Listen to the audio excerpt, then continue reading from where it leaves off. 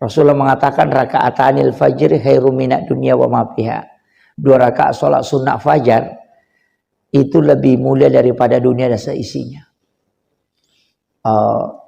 Walaupun nanti ada beberapa penjelasan di beberapa kitab, termasuk dalam Hasinatul Asrar, saya sering ceramahkan bahwa di rakaat pertama kita membaca Qul ya ayyuhal kafirun 1 kali, sedangkan rakaat kedua kita membaca surah Al-Ikhlas 3 kali. Itu dalam kitab Hasinatul Asrar.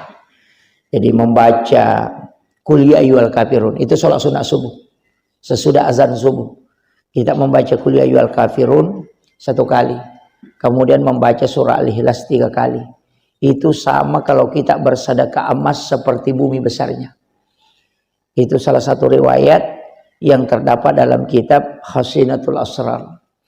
Tapi kalau kita buka di kitabnya Imamul Ghazali, di Imam Ghazali itu menyampaikan salah satu hadis Nabi, siapa yang membaca Alam Nasrah pada rakaat pertama, kemudian yang kedua, rakaat kedua adalah li'ila fi Quraisyin.